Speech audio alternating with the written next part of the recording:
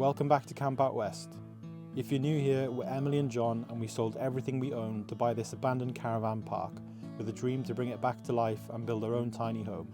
I should mention we're not builders and have little experience when it comes to construction or trying to live off-grid, but we've enjoyed all the lessons and skills we've been learning each day as we build our new life, turning this 3-acre abandoned piece of land into the homestead of our dreams.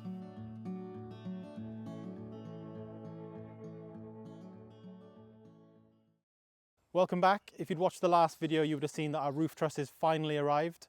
The guys that made them, Mel and Goy, they actually recommended us doubling up the top plate that's on our walls. So that's going to be our first job of the day.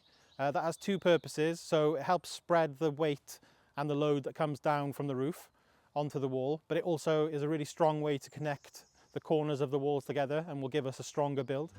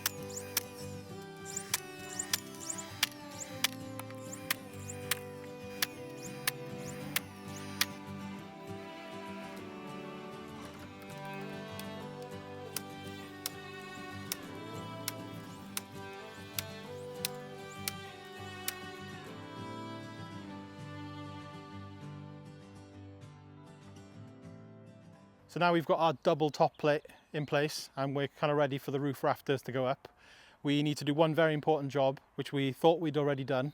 But when we sighted the chassis a couple of videos ago, we quickly realized within minutes of posting the video up, very helpful comments in the comment section telling us that we'd done it incorrectly. And also we got a phone call from Gez from UE Chassis, and they've told us the correct procedure. So thank you for everyone's comments. So job today is we're going to sight this properly, ready to take a little bit more weight once we put the roof on.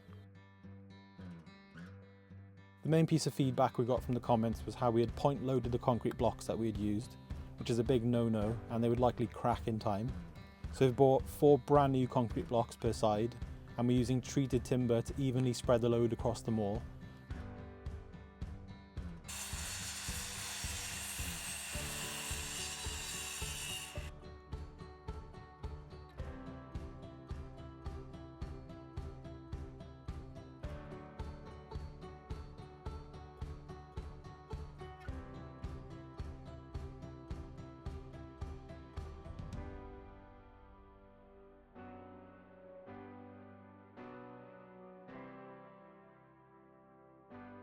And we've also added a piece of DPC, which is hopefully going to try and keep the timber dry to prolong its life.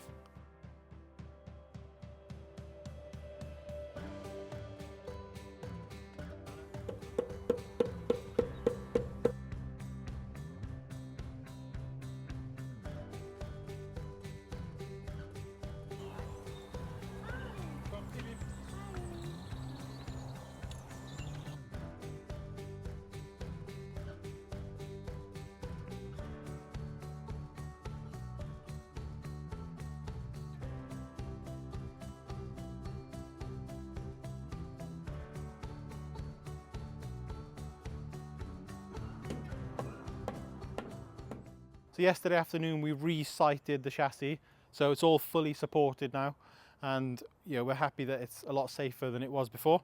The sun is out today, as you can see. I'm in a t-shirt, not that it's that warm, but we're supposed to have sun now for the next couple of days, so we're going to take this opportunity to try and get the roof on. Even though they're all done and complete as far as the truss is, we actually have to cut the bird's mouth. So where these actually sit on the top plate, we have to cut like a little chunk out of it, which is so you got like a flat surface for all the roof weight to transfer onto the walls. So we're quite scared about it. We've watched a few YouTube videos, and yeah, hopefully we don't ruin the rafters. So that's our first job. First we check the technical drawing for the measurement of the location of the first truss.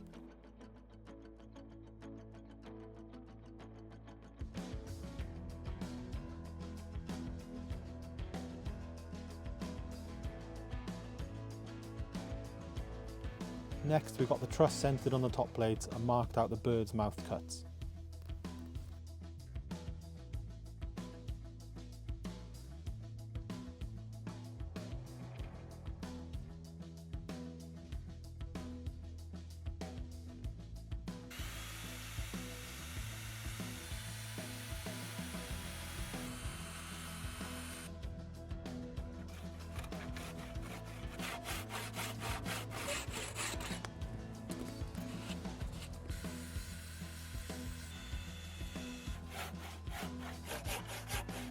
Cut the bird's mouth, time to check if it fit.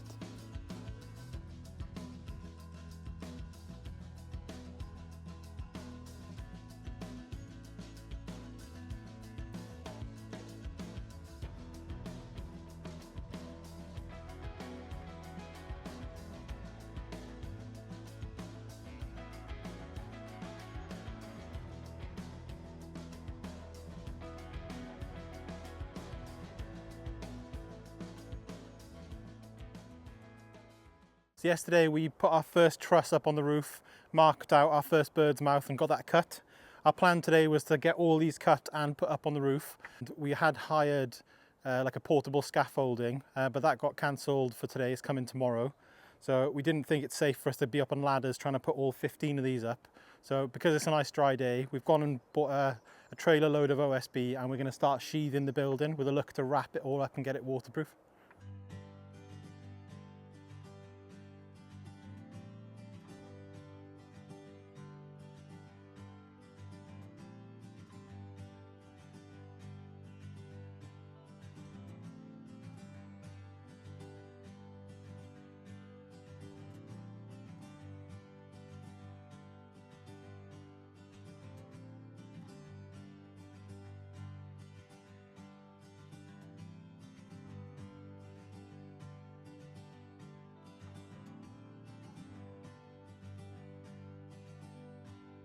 We drew on all the stud lines so we wouldn't miss with a nail gun.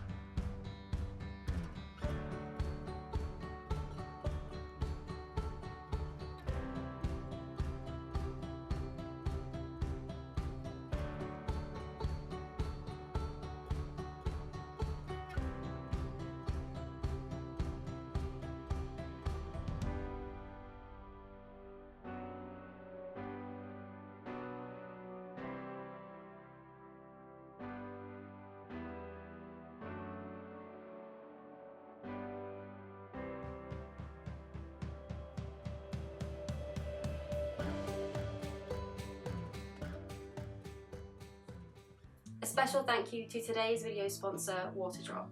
If you're new to Waterdrop, they specialise in making efficient water purifiers dedicated to improving global water quality. If you followed us for a while, you will know we're big fans of Waterdrop. We have their 2.5 gallon King Tank gravity water filter already, which we've used every single day for the last 6 months on our land. As we don't have running water in our caravan, the King Tank has become an everyday essential for us. Earlier this year, Waterdrop sent us the Instant Hot Countertop Reverse Osmosis Water Filtration System, the K19. So we call this the hybrid of water filters, as not only does it provide us with clean drinking water, but it also has an incredible heating function, which provides us with hot water in as little as 1 second. We love how easy it is to set up. It doesn't have any complicated installation requirements or need any plumbing, which is essential for us in our caravan and as well as here in our candle studio where neither are connected to mains water. All you need to do once you've unboxed it is pop in the filter in the top, fill up the water tank at the back, and it's as simple as that. A single filter will last you 12 months, which makes them really affordable. We also love the easy to use smart display. The K19 has a 4-stage efficient filtration program with 99.9% UV sterilisation, which helps remove sediments, rust, large particles, chlorine, fluoride, odour and even colour from your drinking water. Just to show you how amazing the filter system is, I'm going to add some food colouring to this before I pop it in the back.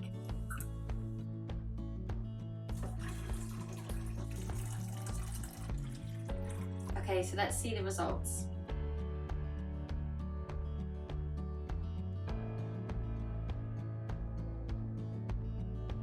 So this is our water that had the blue food dye in it, and it's gone through the K19 filtration system and it has come out crystal clear. We also love how portable it is, allowing us to use it anywhere. We love using it outside when we're working on the land in the cold, or when I'm in the greenhouse, allowing us to make hot drinks when we're on the go. And we also love how it's low powered enough that we can run it off our solar generators. The K19 only uses 30 watts when it's running and also uses less electricity when it's heating water compared to a standard kettle, which is amazing. Waterdrop have an incredible variety of different filters, all available from their website. To find out more, just head to waterdropfilter.com or head to the link in our description. A special thank you to Waterdrop for sponsoring today's video. So we've got our walls boarded with the OSB. We've bought this epoxy based tape. This is like an airtight and waterproofing tape. So from what we've gathered, with OSB 3 the walls can take a little bit of light rain, but it's the cut edges which are the problem, so we don't want to get them wet. So we're going to use this to tape up all of our seams between the boards to keep us a little bit more weatherproof, and it's going to help with the insulation and things, keeping it less drafty.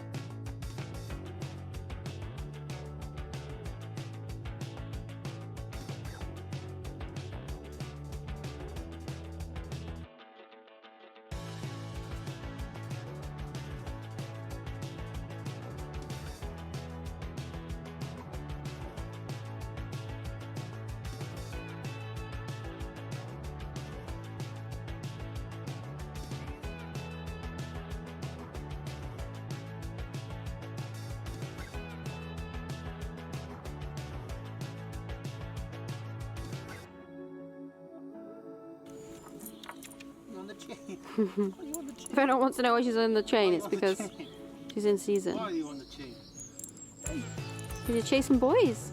why are you on the chain? Tell them. Tell them you're chasing boys. Chasing them boys? We're at the stage now where we want to wrap up the sides of the building with our house membrane, which is like, I guess, the waterproof layer that goes around the sheathing. Before we do that, we want to open up our front door, our bathroom window and the main window on the front of the cabin, so that when it comes time for doing the windows, that's all flush cut already. So we've bought a new tool. We bought ourselves a little trim router, and then we've got this little blade, but it's essentially blades on the side with a little bearing, and you can put that in and it'll follow the actual stud inside. So it means that we can kind of cut the window openings nice and flush. Much better than if we were trying to do it with a circular saw or anything like that.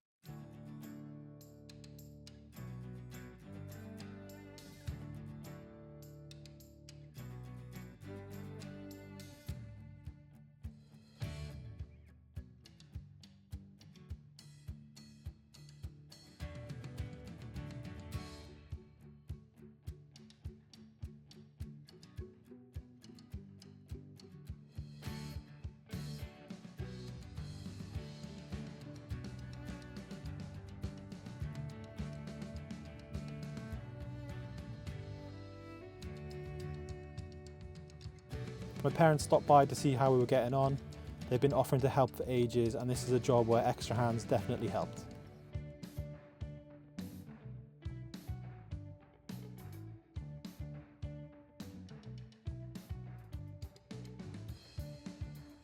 Such an amazing feeling for it to be dry enough for us to get the OSB on and start wrapping the cabin.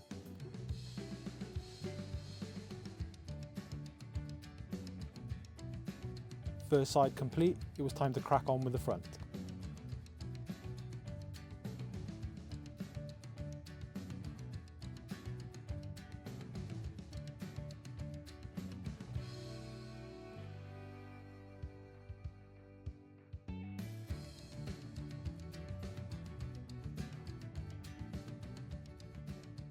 So we've got all of our OSB walls wrapped up now with the waterproof membrane. That's a good feeling knowing that that's protected from the elements. Big thanks to my parents for coming and helping us with this. The membrane we bought is 2.7 meters tall and it came on a 100-meter roll, so quite awkward to handle, but I'm really glad that that is up. Our scaffolding is finally turned up. That got delayed, so that's finally here, so we're ready now to put the roof on, which will be in the next video. So that's the end of today's video. Thank you very much for watching, and we'll see you next time. You're talking girl. Oh, hi, Gilby girl. Talking. See? What's this? Fluffy. Oh, she cute. Yeah. Is little pudding? You little pudding?